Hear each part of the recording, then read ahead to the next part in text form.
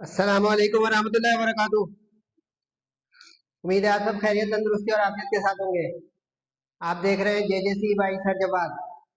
आज की lecture video first year science के तमाम ग्रुप वालों के लिए मैं लाया हूँ। शुरू करते हैं बिस्मिल्लाहिर्रहमानिर्रहीम।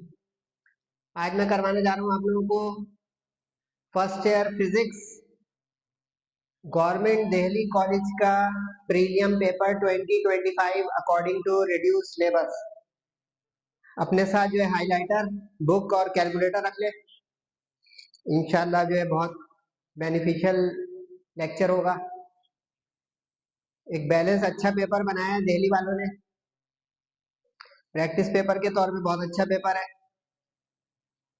17 एमसीक्यूज है। पहली एमसीक्यूज अच्छा ये बता दो, इसमें कुछ एमसीक्यूज बुक की हैं, कुछ एमसीक्यूज बुक की नहीं है, तो आपको जो है जरा इसमें अंडरस्टैंडिंग के साथ चलना होगा। अब जैसे पहली एमसीक्यूज चैप्टर 1 की है लेकिन एक्सरसाइज की नहीं है। उसमें कह रहा है कि the ratio of the dimension of universal gravitational constant यानी capital G to the acceleration due to gravity यानी स्मॉल जी, ये बताएं। यानी वो अब आपसे जी और जी जो है इसकी डायमेंशन पूछ रहा है। अब अगर आपको इंडिविजुअल दोनों की डायमेंशन आती है कैपिटल जी की और स्मॉल जी की, तब तो ये आसान है सवाल। जैसे एम इनवर्स, वैसे ये आप निकाल भी सकते हैं और आपको याद भी होनी चाहिए। L cube T-2 gravitational constant की होती है, वरना आप इसको चैप्टर 1 के डायमेंशंस के उसूल से निकाल भी सकते हैं। जी की वही होगी जो एक्सेलरेशन की होती है, यानी L-T-2। अब T-2 कैंसिल हो जाएगा और ये 1 जो ऊपर जाके माइनस हो जाएगा, तो इसकी डायमेंशन आ जाएगी M इनवर्स L स्क्वायर। तो अब इसकी ऑप्शन ढूंढे। M इनवर्स L स्क्वायर, अच्छा T पे 0, किसी भी चीज की पावर 0 जो है वो 1 होती है, इसका मतलब इसकी सेकंड ऑप्शन हो गई। इसको याद नहीं कीजिएगा, बहुत सारे इस तरह के सवाल बन सकते हैं। जैसे वो कहते हैं लीनियर मोमेंटम एंगुलर मोमेंटम का रेशियो बताएं, इम्पल्स और फोर्स का जो है रेशियो बताएं, इस तरह कई आ सकते हैं। सेकंड एमसीक्यू चैप्टर नंबर 2 की है, यानी काइनेमेटिक्स। इसमें वो कह रहा है कि एक्स कंपोनेंट एक वेक्टर का है -1, थोड़ी सी मिसप्रिंटिंग है, और y कंपोनेंट जो है वो भी -1 है, तो बताएं रिजल्टेंट वेक्टर क्या एंगल बनाएगा। अब ये भी बुक की एक्सरसाइज का नहीं है लेकिन थ्योरी का है। अब जो x कंपोनेंट होता है किसी वेक्टर का और जो y कंपोनेंट होता है किसी वेक्टर का, इसका रिजल्टेंट एंगल निकलता है थीटा के फॉर्मूले से, tangent theta perpendicular upon base. Proper brushing वाला एक फॉर्मूला में याद किया था बचपन में, उससे होगा। अब ये -1 अपॉन -1 को डिवाइड कर दें तो 1 आ जाएगा। 1 का टेंजेंट इनवर्स ले लें तो बोले 45 डिग्री आ जाएगा। इसका अंदर रिजल्टेंट वेक्टर का एंगल 45 डिग्री है। मजेदार एमसीक्यूज थी। उसके बाद जो है क्वेश्चन नंबर 3 जो एमसीक्यूज का है, ये चैप्टर 3 का है डायनेमिक्स। ये तो मैट्रिक 9 में भी हम करते थे। वो कह रहे हैं 2 सेकंड में यानी टाइम दिया हुआ है और ऊपर से कोई चीज गिर रही है, ऊपर से गिर रही हो तो उसका वी आई 0 होता है, जी 9.8 प्लस का होता है। इसको आप जो है अगर सेकंड इक्वेशन ऑफ मोशन में रख दें तो वी आई 0 जीरो हो जाएगा, फिर बचेगा हाफ जी टी स्क्वायर। तो 2 का स्क्वायर यहाँ 4 रखें और 9.8 रखें, तो यूं आगे इसका आंसर 19.6 यानी ऑप्शन नंबर 4 लास्ट ऑप्शन। ख्याल है एमसीक्यूज आपको आखिरी 20 मिनट में ओएमआर शीट पर दी जाएंगी, उसमें आपको तैयारी सही होनी चाहिए। SI unit of angular momentum, वैसे उसकी भी मैं एक वीडियो बनाने वाला हूँ ओएमआर शीट और ई शीट के ऊपर, उसको भी देखिएगा। एंगुलर मोमेंटम की यूनिट ये तो बहुत ही बच्चों वाली है, न्यूटन सेकंड जो है ये लीनियर मोमेंटम की होती है। साइड पे जो देखें रीमेक भी लिखे तब भी आपका फायदा होगा आज के लेक्चर का, वरना आप कहेंगे बस ये प्रैक्टिस पेपर है बेटा, बोर्ड का पेपर नहीं है। Joule second, the escape velocity of a particle depends on which of the following factors। escape velocity जो है chapter number 5 work power energy जो है उसके अंदर था। रेडियस ऑफ प्लेनेट पर इसका दारोमदार होता है। अगर आपको एस्केप वेलोसिटी का फॉर्मूला याद हो तो उसमें ना मास आता है फॉर्मूले में, ना कोई और ऑप्शन आता है उसमें। अगर आपने चैप्टर नंबर 5 किया हुआ है तब आपको ये मेरी बात समझ में आ रही होगी। इसीलिए मैंने आपसे कहा था कि बुक भी रख लें, तो मैं अगर रेफरेंस दूं तो आप फौरन वहां पे पहुंच सकते हैं कि सर ने ये रेफरेंस दिया। ये पेज नंबर आपको 112 पे मिल भी जाएगा। जैसे आप देखें 112, पेज नंबर 112, ये देखिए escape velocity 2 g r। Root के अंदर जो है r का मतलब है सिर्फ रेडियस के ऊपर दारोमदार है, मास वगैरह पर नहीं है। पेज नंबर 112 पे आपको मिल गया स्केप वेलोसिटी का फॉर्मूला √2 g r। इसका मतलब है कि escape velocity square root of radius पर डिपेंड करती है। देख रहे हैं, समझ के क्या फायदा हुआ ना। The capillary action, the height of column can be calculated by, ये आप लोगों को मिलेगा चैप्टर नंबर 6 और 7, फ्लूइड स्टैटिक्स और फ्लूइड डायनेमिक्स का ये आ गया। इसका भी मैं आपको एक पेज रेफर कर दूं। सर ये पेज रेफर करने से क्या फायदा होगा? इसका ये फायदा होगा कि आप समझ के करेंगे, रेफरेंस के साथ पहुंच जाएंगे, रीड भी थोड़ा कर लेंगे बुक को, इस बहाने बुक भी उठा लेंगे, बहुत सारे फायदे हैं। जैसे आप देखें ये चैप्टर नंबर 6 का है, ये रहा पेज नंबर 135 पर, ये बताया कैपिलरी एक्शन में हाइट ऑफ कॉलम। ये कैपिलरी होती है, अगर आपने केमिस्ट्री भी पढ़ी हो, कोई प्री मेडिकल इंजीनियरिंग वाला है, ये देखें ये कैपिलरी है, इसका जो कॉलम की हाइट निकालने का ये फॉर्मूला होता है, ये हमने सरफेस टेंशन विस्कोसिटी के साथ पढ़ा होगा। तो 2g करके इसका फॉर्मूला आ गया, यानी कि इसको ऑप्शन नंबर 2 आ गया। पेज नंबर 135 पे आप जाके तसल्ली से ये पूरा देख भी सकते हैं चैप्टर 6 में। The device use for the measurement of rate of fluid in a pipe, chapter 7 fluid dynamics, flow rate of fluid. जैसे हमारा वो जो एयर पंप पंप होता है, तो ये वेंटुरी मीटर होता है, ये एप्लीकेशन ऑफ बर्नौली है, उसमें आपको मिल जाएगा। The force between 2 point charges, chapter number 8 आ गया इलेक्ट्रिक फील्ड्स। वो कह रहे हैं कि एफ फोर्स है जब उनके दरमियान में हवा है, अगर हवा को एक रिलेटिव परमिटिविटी के मीडियम से बदल दे तो क्या होगा। ये तो हमारे मॉडल पेपर में भी आया हुआ है, बुक के अंदर भी है। एप्सिलॉन आर जो होता है ना बेटा, यानी रिलेटिव परमिटिविटी, हमेशा 1 से बड़ी होती है एयर के अलावा, सिर्फ एयर की 1 होती है। तो ये जब भी 1 से बड़ी होगी तो किसी भी वैल्यू को 1 से बड़े से डिवाइड करें, यानी फोर्स जो है ना किसी मीडियम के आने से बिटवीन द चार्जेस, यानी कूलम्स लॉ की बात हो रही है, वो कम हो जाती है एयर के मुकाबले में। जबकि कैपेसिटेंस अगर इसी तरह पूछ ले चैप्टर नंबर 9 का, तो वो बढ़ जाती है अगर एयर के मुकाबले में कोई डाइलेक्ट्रिक कैपेसिटर की प्लेट्स के दरमियान में रख दिया जाए। हमने याद किया कैपेसिटर को, कैपेसिटर की अगली एमसीक्यूज आ गई। वो कह रहा है कि एक 47 माइक्रोफेराड कैपेसिटर है, कैपेसिटेंस हो गई सी, न्यूमेरिकल जैसी एमसीक्यूज आ गई। सप्लाई के साथ जुड़ा हुआ है वी, तो बताएं एनर्जी स्टोर्ड इसकी कितनी होगी। तो अगर आप लोगों ने एनर्जी स्टोर्ड का फॉर्मूला याद किया हो कैपेसिटर की, तो ये फॉर्मूले में रख कर आपका आ जाएगा आंसर। अब आप लोगों को याद है इसके कई फॉर्मूले होते थे कैपेसिटेंस की एनर्जी निकालने के। अब अगर आपको चैप्टर नंबर 9 पढ़ा हुआ है तो एनर्जी स्टोर्ड इन कैपेसिटर जो है उसके फॉर्मूले 3-4 थे। इसमें अब हमें देखना पड़ेगा कि कौन सा केस है। केस कैसे पता चलता है सर? केस ऐसे पता चलता है बेटा कि गिवन क्या है। जैसे इसका फॉर्मूला होता था QV, इसका फॉर्मूला होता था CV स्क्वायर। अब यहाँ पे देखें उसने C और V दिया हुआ है, इसका मतलब ये वाला फॉर्मूला लगेगा। समझ गए? अब लगा दें जल्दी से। हाफ C की वैल्यू माइक्रो है, ध्यान रखिएगा माइक्रो को कन्वर्ट करना पड़ेगा, 47 इंटू 10⁻⁻6, और V स्क्वायर का मतलब 200 का स्क्वायर। कैलकुलेटर चला दें तो आ जाएगा आपका आंसर, यानी 47 एक्सपोनेंट -6। ये माइनस बता चुका हूँ आपको न्यूमेरिकल के लेक्चर्स में कि ऊपर वाला बटन माइनस का होता है, यानी पावर एक्सपोनेंट्स का, और नीचे वाला जो न्यूमेरिक कीपैड में माइनस होता है ये सब्ट्रैक्शन का होता है। इंटू 200 का स्क्वायर, इसको डिवाइड कर दे 2 से तो आपका जवाब आ गया जनाब 0.94। नजर आया? बोले जनाब।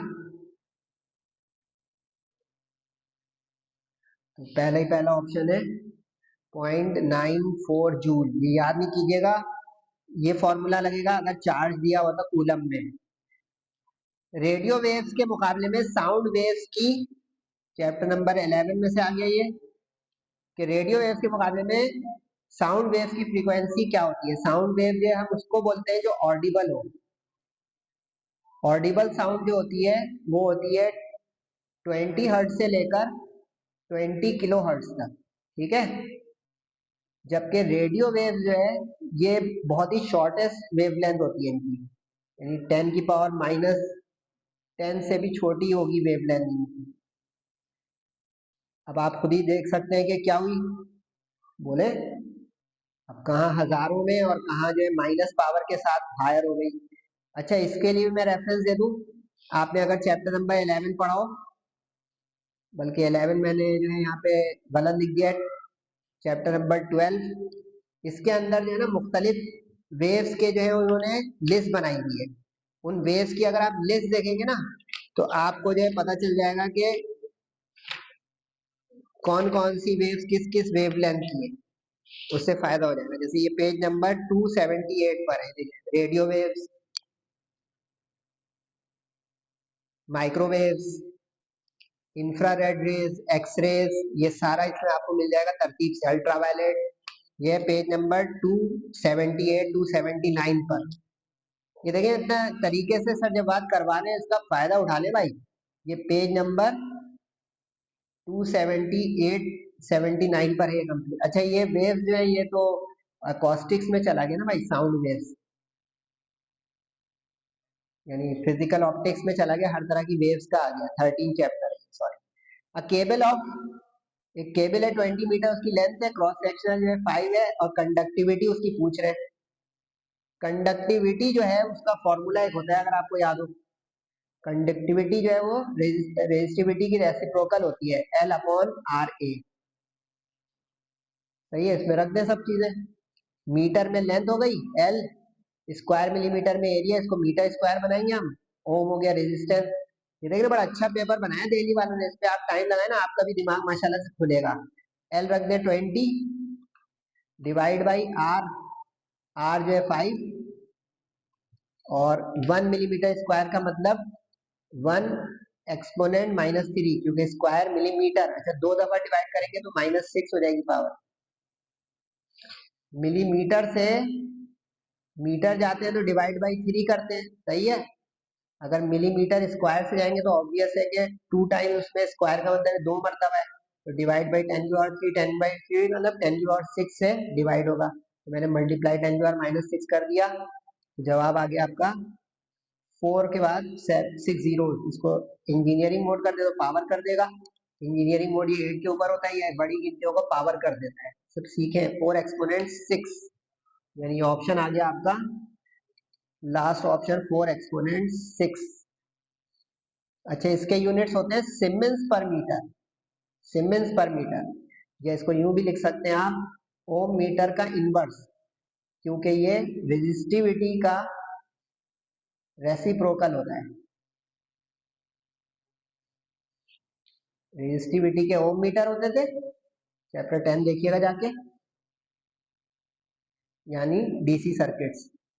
अगर आप चाह रहे हैं कि स्प्रिंग मास सिस्टम का पीरियड डबल कर दें, यानी टाइम पीरियड टी के बजाय 2t कर दें, तो अगर याद हो तो टी इसका होता था 2π√m/k। याद आ गया, बड़ा मशहूर फॉर्मूला था मास स्प्रिंग सिस्टम का। तो इसका मतलब है कि मास को अगर 4 टाइम्स करेंगे तो रूट के अंदर का 4 जो है तभी वो मल्टीप्लाई का 2 टाइम्स होकर बाहर आएगा, समझे। तो इसका मतलब है कि 4 टाइम्स शुड बी, इसका ऑप्शन नंबर थर्ड हो गया, its mass should be 4 times. Chapter number 11 आ गया। अच्छा, ये जरा ख्याल रखिएगा, ये इस तरह की एमसीक्यूज फ्लेक्सिबल होती हैं। एक मीडियम है, उसके अंदर स्पीड है v, वेव्स गुजर रही है, number of waves n, 2 minutes में टाइम t, तो बताएं वेवलेंथ कितनी है। तो एक फॉर्मूला होता था wave velocity formula, v is equal to f lambda, याद आया। इससे हो तो जाएगा, लेकिन इसमें उसने कहा है कि इतनी वेव्स 2 मिनट में गुजर रही है। फ्रीक्वेंसी तो ये होती है कि 1 सेकंड में कितनी वेव्स गुजर रही है, कुछ समझ रहे हैं। तो इसका मतलब है कि इस फॉर्मूले में हम लगा तो दे, यानी lambda is equal to v upon f से आ तो जाएगा, लेकिन एफ कहाँ है, तो अब इसको 3600 और ये 2 मिनट्स का मतलब 120 सेकेंड्स, क्योंकि 1 मिनट में 60 सेकेंड्स। तो 3600 डिवाइड बाई 120, 3600 डिवाइड बाई 120, इससे आपका ये फ्रीक्वेंसी बनी 30। अब यहाँ 30 रखेंगे और ऊपर जो है वो 760 रखेंगे। 760 डिवाइड बाई 30, समझ भी रहे ना बेटा, सिर्फ तस्वीरें खींच रहे हैं। चले भाई, ये भी आपका शौक है। तो ये 760 को 30 से डिवाइड कर दें, 760 डिवाइडेड बाई 30 जनाब आ गया ये। अच्छा, अपॉन कभी आ जाए तो एस डी मोड दबा देंगे, डिलीट से ऊपर वाला बटन, तो ये फ्रैक्शन को डेसिमल कर देता है। 25 पॉइंट आ गया, जो कि हमारा मौजूद है ऑप्शन सेकंड नंबर पर। तो कुछ समझ रहे हैं? देखिए ये कैसी अच्छी अच्छी एमसीक्यू, यानी बहुत दिमागी भी नहीं है, बहुत बच्चों वाली भी नहीं है। अगर पढ़ने वाला शौकीन बच्चा है तो कहेगा यार टाइम लगाए, हम भी ये कर सकते हैं जो सर जो बात करवा रहे हैं। तो ये हो गया जनाब चैप्टर नंबर 11 12 दोनों का शुमार हो सकता है, क्योंकि दोनों में ही ये वेव वेलोसिटी फॉर्मूले का इस्तेमाल है। मोनोक्रोमेटिक लाइट, लाइट का टॉपिक चैप्टर 13 है, फिजिकल ऑप्टिक्स। मोनोक्रोमेटिक जिसकी एक वेवलेंथ और वेवलेंथ एक होगी, तो इसका मतलब है कि उसके कलर्स नहीं बन सकते, डिस्पर्जन नहीं हो सकती, यानी हैविंग सिंगल, मोनो का मतलब हैविंग सिंगल वेवलेंथ। बचपन में आप लोगों को अगर पता हो, कभी कंप्यूटर पढ़ाओ, तो मोनोक्रोमेटिक मोनोक्रोम मॉनिटर्स होते थे, उसमें कलर्स नहीं आते थे। A particle moving in uniform circular motion with radius r, सही है। तो हाफ रेवोल्यूशन में डिस्प्लेसमेंट और डिस्टेंस, इसका जो है वैल्यू क्या होगी? अब ख्याल रहे कि ये हाफ रेवोल्यूशन इतनी होती है भाई, पूरा चक्कर होगा ये, तो ये आधा चक्कर है। अब शॉर्टेस्ट जो डिस्टेंस होता है उसको डिस्प्लेसमेंट कहते हैं, अगर आपको बताओ, from one point two another. और जो घूम फिर के वो डिस्टेंस होता है, सही है जनाब। अब पूरा जो सरकमफ्रेंस होता है किसी सर्किल का या रोटेशन का, वो होता है 2 पाई आर। एक कंप्लीट चक्कर जो होता है वो 2 पाई आर का होता है, सही है। तो आधा कर दें इसका, तो ये तो हो गया भाई ये वाला हिस्सा पाई आर, सही।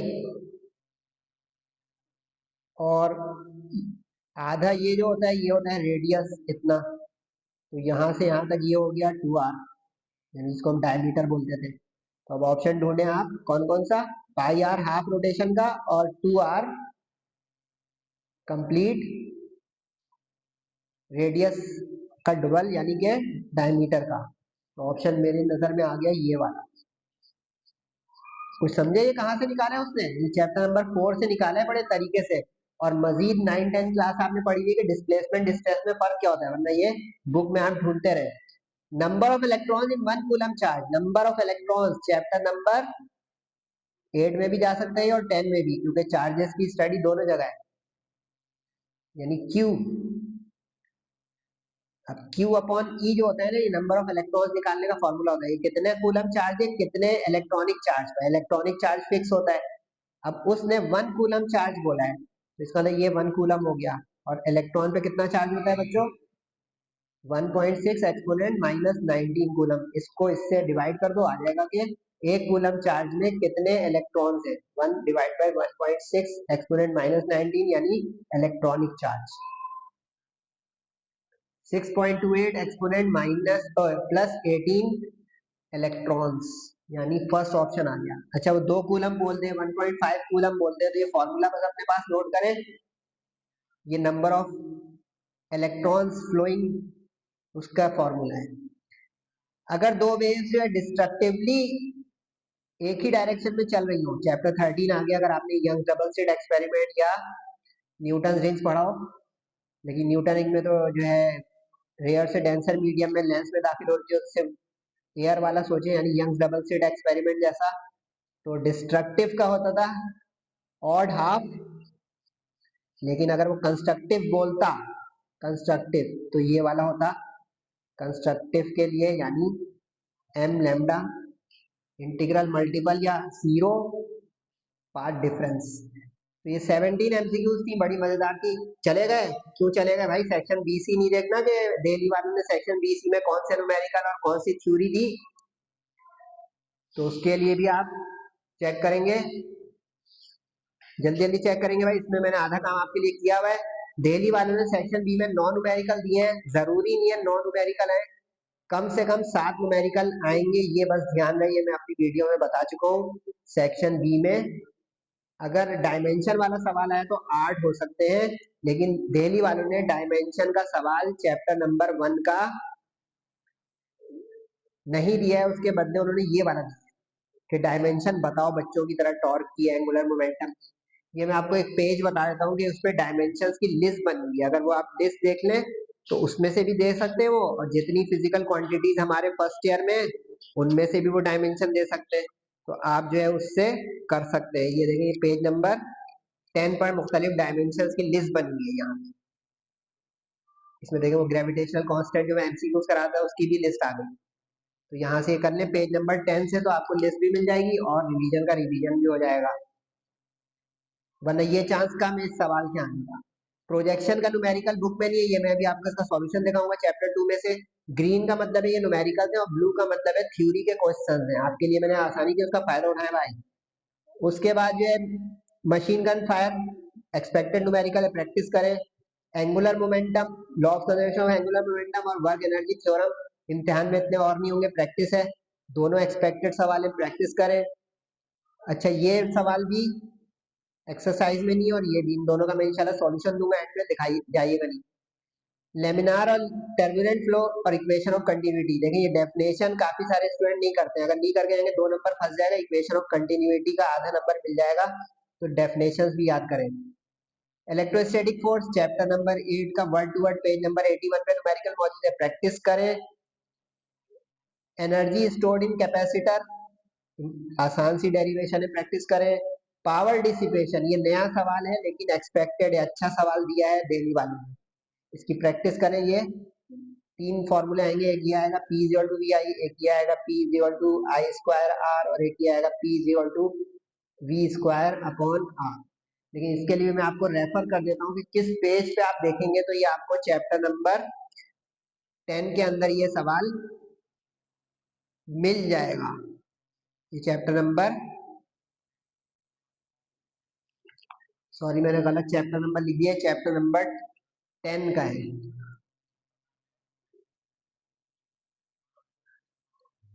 चैप्टर नंबर 10 में ये कहाँ पर है, मैं जल्दी से बता दूं आपको भाई। चैप्टर नंबर 10 में ये आपको मिल गया पेज नंबर 207 पर, ये पावर डिसिपेशन इन रेजिस्टर्स, ये करना है। और इसी में देखिए condition for maximum power transfer at the bottom of the page, page number 207 पे, क्योंकि ये सवाल उसके साथ जोड़ रहे हैं डेली वाला के explain the condition for maximum power transfer. ये अच्छा सवाल है, ये बोर्ड में आ जाएगा तो आप हिट हो जाएंगे सर। जब बात जो है वो हिट हो या ना हो, आपका असल मुस्तकबिल है, उसकी कोशिश करें। स्मॉल पिस्टन, बुक का वर्ड टू वर्ड सवाल बच्चों वाला, पास्कल लॉ का एग्जाम्पल, लेकिन एग्जाम्पल भी इम्तिहान में आएगी 1 से 2। देख ले डेली वालों ने 2 एग्जाम्पल दिए हैं, एग्जाम्पल्स की भी प्रैक्टिस करें। और ये एक्सपेक्टेड एग्जाम्पल है, उसने एग्जाम्पल दी एक चैप्टर नंबर 12 एकॉस्टिक्स की लैप्लास फॉर्मूले की, और एक उसने दी रेजिस्टेंस की, रेजिस्टिविटी की, चैप्टर 10 की।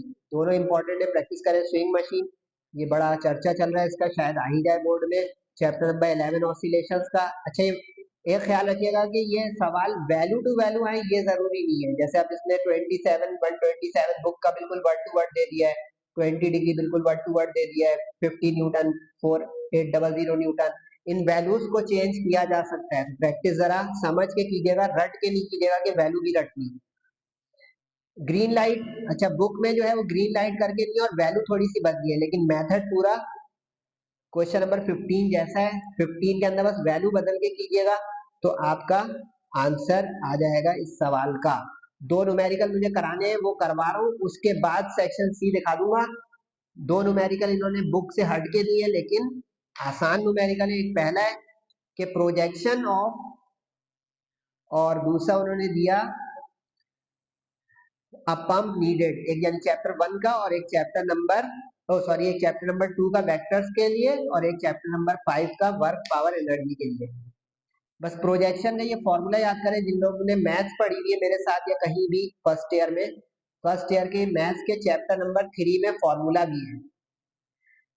प्री मेडिकल वाले बस गौर से देख ले, क्योंकि वहां पे ये एक्सरसाइज 3.4 में पूरा फॉर्मूला भी है प्रोजेक्शन का। अब उसने कहा ए ऑन टू बी, ख्याल रखिएगा किसका किस पे प्रोजेक्शन ड्रॉप हो रही है, ए की बी पे प्रोजेक्शन हो रही है, यानी ए यहाँ पे और उसकी प्रोजेक्शन बी पर हुई है। ऐसे प्रोजेक्शन जो है उस परपेंडिकुलर को कहते हैं जो ड्रॉप होता है, यानी ये प्रोजेक्शन होगी, जिसको हम आसान लफ्जों में आपको समझाएं तो साया, शेडो जो बनता है, यानी स्टिक रख दें आप सूरज की रोशनी में या कहीं तो देखें नीचे, यहाँ पे अभी यहाँ पे भी बन रहा होगा, ये साया बन रहा है, इत्तेफाक की बात है, ऐसी जगह पे मैं काम कर रहा हूँ। ये जो है ना प्रोजेक्शन है। इसका बस फॉर्मूला अगर आपको याद है तो ये पुट एंड गेट का न्यूमेरिकल है, बच्चे बस लेकिन ये सोचेंगे कहाँ से आया कहाँ से आया। ए और बी वेक्टर दिया हुआ है, डाटा बना दिया, प्रोजेक्शन का symbol a on to b, अगर बी ऑन टू ए बोलता, एहतियातन लिख ले साइड पर कि बी ऑन टू ए बोलेगा तो ये बदल जाएगा मामला, ये हो जाएगा बी ए। और जिस रुख पे वेक्टर ड्रॉप होता है ना उसका यूनिट वेक्टर निकालते हैं, क्योंकि unit vector is a vector which gives the direction of a vector. तो इसमें ए अपॉन मैग्नीट्यूड ऑफ ए से आ जाएगा आपका, यानी जिस डायरेक्शन में प्रोजेक्शन ड्रॉप हो रही है ना बस उसका यूनिट वेक्टर निकालना, इस तरह याद रखें, ठीक है। अब डॉट प्रोडक्ट निकालना आप लोग सीख चुके हैं, सिर्फ आई आई जे के डॉट 1 होगा, बाकी सारे जीरो हो जाएंगे। बाकी आप जो है जल्दी जल्दी 6 2 10 6 3 3 6 करके नीचे वाले का मॉडुलस का मतलब है रूट में स्क्वायर, आई का स्क्वायर, जे का स्क्वायर, के का स्क्वायर 1 हो जाता है, क्योंकि ये यूनिट वेक्टर्स होते हैं। यूनिट वेक्टर मैग्नीट्यूड 1, कैलकुलेटर चलाया, आंसर आ गया आपका 48/7। इसमें ध्यान रखिएगा कि डेसिमल नहीं कीजिएगा, क्योंकि प्रोजेक्शन जो है वो लेंथ होती है, इसलिए प्रोजेक्शन को फ्रैक्शन में या अपॉन में ही दिखाइएगा। तो ये दूसरा सवाल जो उन्होंने बुक से हट के दिया वो ये है कि एक पंप है जिसको पानी चढ़ाने की जो मोटर हम कहते हैं वो है, जिसको हाइट h तक उठाया जा रहा है एट द रेट ग्राम पर मीटर। इसका मतलब हो गया मास अपॉन टाइम ले रहा है ये, क्योंकि ग्राम में मास होता है, मिनट टाइम होता है, लेकिन इसको कन्वर्ट करना पड़ेगा किलोग्राम पर सेकंड में। ये पक्का कर लें, फिजिक्स में ऐसा यूनिट चलेंगे उसमें गलती ना हो, चाहे वो एमसीक्यूज में न्यूमेरिकल जैसी एमसीक्यूज है, चाहे थ्योरी में न्यूमेरिकल है। Minimum horse power of the pump, यानी पावर रेटिंग पूछ रहा है। अब आपको बस पावर रेटिंग का फॉर्मूला निकालना है दिमाग से और फारिग कर देना है। हाइट दी गई एच हो गया, रेट जो है वो एम अपॉन टी, ग्राम को किलोग्राम बनाने के लिए 1000 से डिवाइड, क्यों, क्योंकि 1 किलोग्राम में 1000 किलोग्राम होते हैं, 1 किलोग्राम में 1000 ग्राम होते हैं। और मिनट अपॉन में तो मिनट से सेकंड के लिए मल्टीप्लाई हो गया 60 से, क्योंकि मिनट से अपॉन में ही सेकंड में जाना है। कैलकुलेटर चलाएंगे, डिवाइड करके ये आ जाएगा आपका किलोग्राम पर सेकंड। अब पावर रेटिंग क्या होती थी बेटा, rate of doing work, work is the form of energy. पानी की मोटर पानी चढ़ा रही है तो पोटेंशियल एनर्जी के दम पर, क्योंकि पोटेंशियल एनर्जी हाइट रेस करवा रही है, तो पोटेंशियल एनर्जी mgh। अच्छा, इसमें कुछ बच्चे कहेंगे सर मास को अलग और टाइम को अलग करते हैं। जब उसने रेट बोला है ना तो इसको अलग अलग मत कीजिएगा, एक साथ चलाएं इसको। तो ये देखें एक साथ m अपॉन टी पुट हो जाएगा यहाँ पे, ये जो आया, ये देखें ये जो आया ये फाइंड हुआ पुट हो गया। जी और एच की वैल्यू, जी पूरे साल समझ लें, चैप्टर 6 में भी जरूरत पड़ रही है, चैप्टर नंबर 8 में भी जरूरत पड़ रही है, 10 में भी। जी ना गिवन हो तो 9.8 रखिएगा, 10 मत रखिएगा। ये आया वाट में, यानी जूल पर सेकंड इज वाट, ठीक है, देखिए ना, work done upon time joule upon second, joule upon second watt होता है। लेकिन उसने फरमाइश की है या कोई मोटर हो या कोई लोड कैरिंग एनिमल हो, हॉर्स हो गया, इस तरह का एलिफेंट हो गया, कैमिल हो गया, वो हमेशा हॉर्स पावर में निकलेगा। वो ना भी बोले तो हॉर्स पावर में। मैं इस सवाल में तो उसने बच्चों की तरह लिख दिया है कि मिनिमम हॉर्स पावर, ना भी लिखे हम पर लाजिम है समझ। हाँ, मैन हो चाइल्ड हो, इंसानों की एनर्जी जो है वो जूल में और उनकी पावर वाट में आंसर दे देगी, लेकिन मशीन वशीन होगी और माल बर्दार जानवर होंगे, उनके लिए हॉर्स पावर बनाना जरूरी है। एक हॉर्स पावर में इतने वॉट होते हैं, एमसीक्यूज भी कवर हो रही है, इससे हम डिवाइड कर देंगे, क्योंकि वॉट से हॉर्स पावर जाना है, तो डिवाइड बाई जो हमारा आंसर आया था उसको हमने डिवाइड कर दिया 746 से, तो हॉर्स पावर में ये मिनिमम हॉर्स पावर आ गई पंप की। तो ये दोनों न्यूमेरिकल देख रहे हैं मॉडरेट है, लेकिन बच्चा क्या बोलेगा कहाँ से आया है, कहाँ से आया है, कहाँ से आया है। तो इसको अब समझ लेंगे कहीं से भी आया है, सिलेबस में से आया है। आउट ऑफ सिलेबस कुछ भी नहीं आएगा बेटा। अच्छा सेक्शन सी, सेक्शन सी में न्यूमेरिकल नहीं आते फिजिक्स में, पता है ना आपको भाई, no numerical in physics section सी।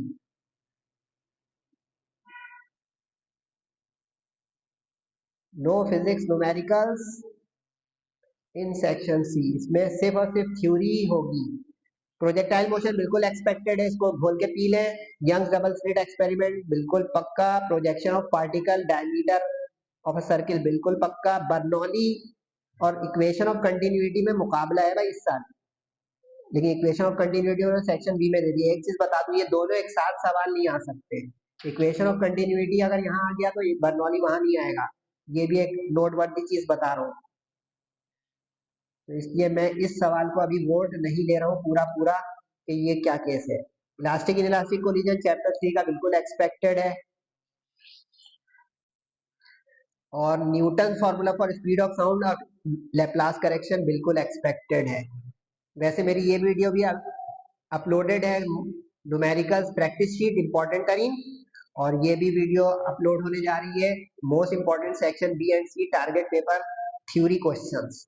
तो इसको अवेल करें, फीडबैक जरूर दिया करें। ईद गुजर गई, अब मेहनत से पढ़ें, इम्तिहान बिल्कुल सर पर है। नमाजों की पाबंदी करें जैसे रमजान में माशाल्लाह कर रहे थे।